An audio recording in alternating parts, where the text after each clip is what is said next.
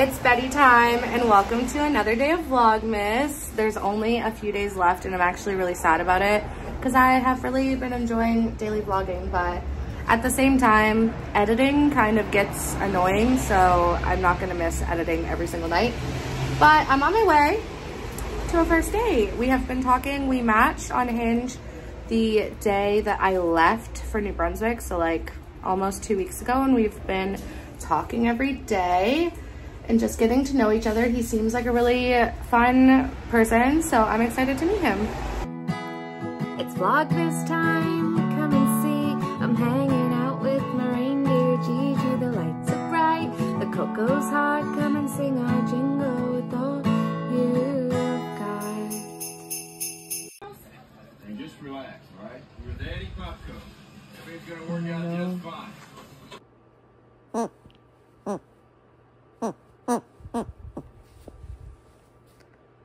You're drinking it? You're drinking the espresso? That's that Gigi espresso. Excuse my Cindy Lou Who Anne of Green Gables braids, but I have just done my nighttime routine and I'm ready for bed, but I realized I hardly vlogged anything today, so I wanted to, one, do a little date recap, and then two, I just wrote down my dating non-negotiables, so I wanted to share those too. So the date went well, at least it did for me. I had a nice time. He said he had a nice time, so I'm just gonna take him at his word for that. He does not have social media, so I'm not worried about him seeing this. Green flag number one. And green flag number two is he did ask if I got home safe, which is very important to me, especially if you say get home safe, like make sure I got home safe, you know what I mean? So 2 green flags off the bat. I would definitely see him again, but I do feel like the energy has changed a little bit since we separated after the date. We have been talking a little, but just not to the same extent we were before, which is kind of to be expected because like we did just spend like 3.5 hours together, so it's not that big of a deal. I'm just gonna let it happen as it happens, and if he pursues a second date with me, I would attend, but I'm not gonna pursue that myself, so we will see. So that's how the date went. We went for a little walk for a coffee / hot chocolate, kind of close to my work actually, and then we kept walking. We actually did I definitely got my steps in today. Luckily, I wore good footwear. I went on a date earlier this year in I want to say February. I think it was around Valentine's Day.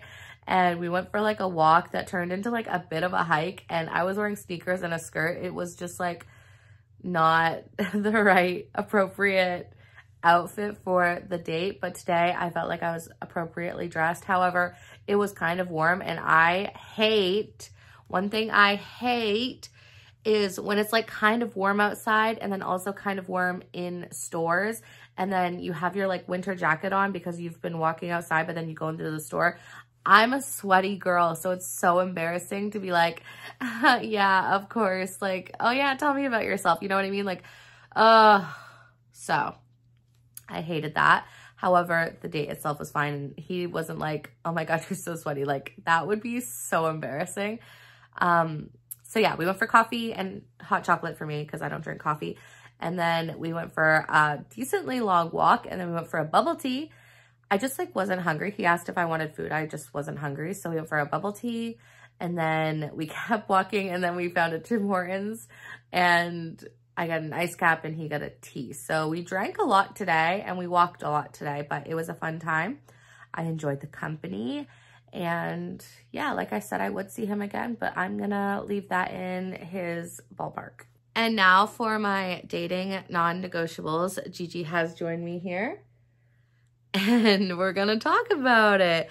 I put these together within the last 30 minutes or so because I was just thinking, what are the things that I would not tolerate in a partner? And I came up with 13. I just wrote them down in the order that I thought of them, so not necessarily in this order. However, they all are important to me. So I guess we can just get into it. Number 1, do not raise your voice at me, or anyone for that matter. I just feel like there's no reason for you to ever raise your voice other than like you're excited about a sports game or you're at a concert or like you need to raise your voice to be heard over the music at the bar we're at. There's no reason that you need to yell at me in a conversation. If you feel like you're gonna yell at me, take a deep breath and don't, because I will be completely turned off. I will shut down. I will not accept that. That's that. Number 2. This should be bare minimum, but he must have a genuine interest in me and want to spend time with me. You would think that's common sense. However, I had to write it down because, you know what, I have ended up in situationships where they'd rather spend time with their boys. They'd rather spend time with anyone else but me. They say, yeah, I love hanging out with you. When do we hang out? For real. So, number 3, must love dogs, specifically my dog. Gigi is so important to me, and if you just think dogs are dogs, like this isn't gonna work, that's my daughter. She is a top priority in my life, and if you aren't gonna treat her like your daughter, if we're like in a relationship, obviously, if you just met her, then like you're a stranger and she's gonna treat you as such. However, if you don't even like dogs, you're definitely not gonna like my dog. She's kind of... So, must love dogs. Number 4 is consistency. And I also wrote words equal action. Like what you say has to be what you do. If they don't match up, then I'm gonna be upset. And consistency in the sense that like your energy has to stay the same towards me at all times. If we're at the stage where we're saying I love you and you forget to say you love me before you leave, I'm not okay with that. Like I need that consistency. If you're gonna start texting me, good morning, babe, I need that good morning, babe, every day, or I'm gonna think you're mad at me. I just need the consistency. So don't start something that you're not gonna keep going with. I don't know a better way to explain that. Number 5, open communication with 2 exclamation marks, because that is very important.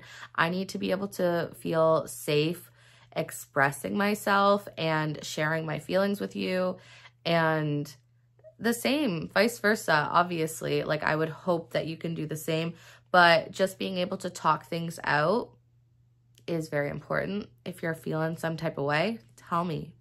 If I'm feeling some type of way, I hope that I can tell you. And if there's that kind of wall up there and there's not the open communication, then I'm just not gonna feel like I want to stay in this relationship. Number 6 is loyalty, and you would also think this is bare minimum. However, I wanted to write it down just in case. I expect my partner to be loyal to me. That means no cheating, no emotional cheating, no physical cheating. If you are going to cheat, just talk to me and break up with me, you know? Like, I don't want to deal with that. I expect my partner to be loyal to me, to their friends, to their family. Just like, if you're not a loyal person, do I really want you in my life? No. Number 7 is manners. I don't have a better way to say this, but if he's not like a gentleman, I don't want him.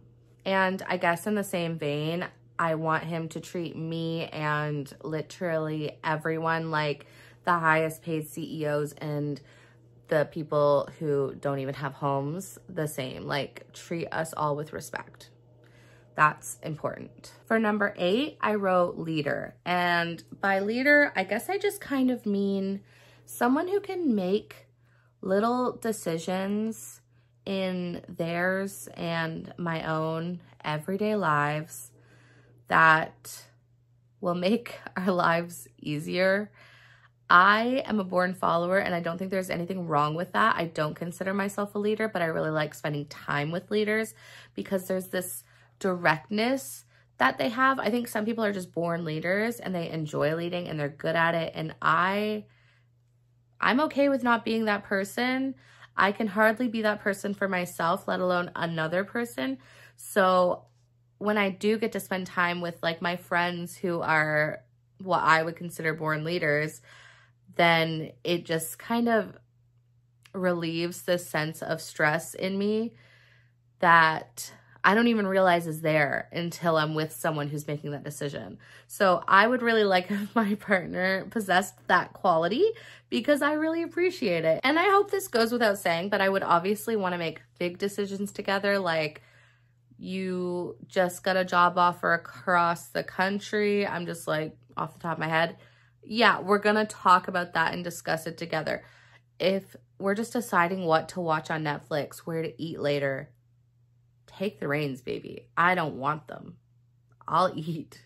I'll find something to eat anywhere, I promise. For number 9, I wrote generous, and that does not mean rich necessarily, although that would be a bonus. Generous just means willing to give or want to give, like loves to share. I don't know a better way to say that, but like just someone who may not have a lot, but is willing to do what they can to help others. They're a very giving person. Like, if that is a financially giving person, that's amazing. If it's like they'll give you the shirt off their back, like that's still generous to me. So generous is like an umbrella. Number 10 is do not tell me what I can and cannot do. That means don't tell me what I can and cannot wear. Don't tell me where I can and cannot go. Don't tell me who I can and cannot see. And I know this does sound a little bit backtracking towards the leader, but a leader wouldn't tell me not to do those things. Like, a leader would just be like, I don't know. There's just a difference. And if you don't know the difference, then this list isn't for you and we are not meant to be. So yeah, don't tell me what to do. I will hate that. Number 11 is independence. And I just mean we need to have our own lives. I'm a very independent person and I like spending time alone. I really hope that my future partner has their own life as well. I cannot be everything to someone. I would love to be a top priority, but I can't be your everything. That's way too much pressure. And I don't expect to be someone's everything. I obviously want to be a priority and I want you to spend time with me, but not every second of every day. So yeah, I just want them to have their own life. And if you don't, like, honestly, that could be a bit of a red flag for me. We are down to our final 2. And if you're still with me here, I'm honestly shocked, but grateful. Thank you. Number 12 is actually, these kind of go hand in hand. But number 12 is reassurance. And you would think that's obvious. However, I just wanted to write it down in case, because I guess it's sort of just words of affirmation, but I have diagnosed myself with having an anxious attachment style in relationships, romantic relationships specifically. So I do need a lot of reassurance, and I'm aware of that. I will obviously return the favor, reciprocate, all of these, not just that one. Like, if I'm asking for it, that's something I'm willing to give back, if that's not obvious. And number 13 is show me off. And by that, I just mean if you have socials, I expect to be posted. I know that's so silly, goofy, but I want to be shown off. I want you to want to scream from the rooftops that I'm your girl. You think I'm the most beautiful girl in the world. You're obsessed with me. You love me. You just need to show me off. We need to go on dates. We need to just like be seen together. Like, you wouldn't think it's a big ask, but here I am asking for it. So that is my list, my 13 non-negotiables, and we will see where my dating life takes me in 2025. I need to go to bed. Gigi has gone back under the covers and she's snoozing. So I'm going to join her. My apartment is freezing. So I'm going to turn my little heater on and pass out. And I will see you tomorrow. Bye, guys.